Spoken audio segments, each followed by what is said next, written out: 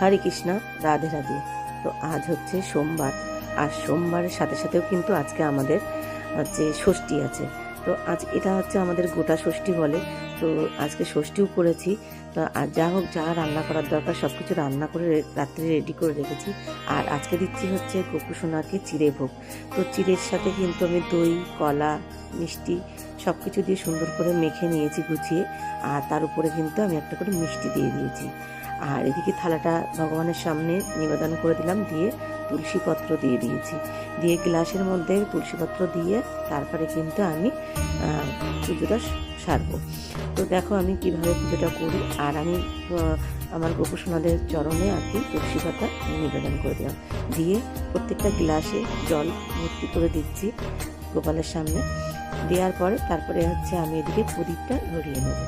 তো প্রদীপটা ধরিয়ে নেওয়ার পরে একে একে আমি কিন্তু ধূপকাঠি, ধুনো সব কিছু ধরিয়ে নেবো। আর ধুনো মানে আমার হচ্ছে ওই যে ছোট্ট যে ধুনো টাইপের, ওইটাই হচ্ছে আমার ধুনো।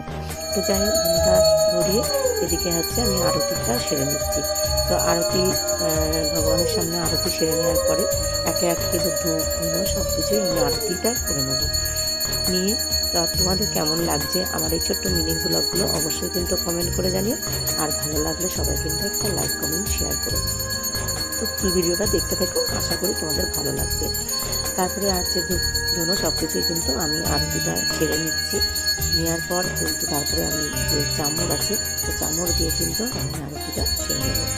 তো দেখতেই পাচ্ছ ধুনোটাও আরতি করে নিচ্ছি। তো আরতি করার পরে তারপরে কিন্তু আমি ফুল আরতি করব। তো ফুলটা কিন্তু অবশ্যই ভগবানের সামনে আরতি করতে হয়। তো এটাই হচ্ছে আমাদের হচ্ছে নিয়ম। তো আমরা হচ্ছে কৃষ্ণ মতে, তো কৃষ্ণ মতে যারা আছে তাদের কিন্তু এইভাবেই কিন্তু পুজো করার নিয়ম, একে একে পদ্ধতি আছে। আর আমার পাখাটা আর কি ভেঙে গেছে, আর এখন তো হালকা হালকা গরম পড়েই গেছে। তো পাখা আরতিও কিন্তু করতে হয়। আর তার সাথে সাথে কিন্তু প্রতিটা জিনিস কিন্তু আরতি করতে হয়, কেন ভগবানদের সামনে কিন্তু এইভাবে হচ্ছে আরতি করে পুজো করতে হয়। তারপরে দেখতে পাচ্ছ আমি আরতিটা কিন্তু করে নিচ্ছি, চামচ দিয়ে আরতি সেরে নিলাম। নেওয়ার পরে হাতটা ধুয়ে তারপরে কিন্তু আমি ভগবানকে হচ্ছে প্রসাদটা হচ্ছে গ্রহণ করাবো। তো দেখো আমি কিন্তু চিড়ে ভোগ দিয়েছি। তো সেই চিড়ে ভোগটা কিন্তু আমি ভগবানকে দিয়ে তারপরে কিন্তু আমি জল খাইয়ে, যেটা তোমাদের সাথে শেয়ার করা হয়নি। তো কেমন লাগলো আমার ছোট্ট মিনি ব্লগটা অবশ্যই কমেন্ট করে জানিও।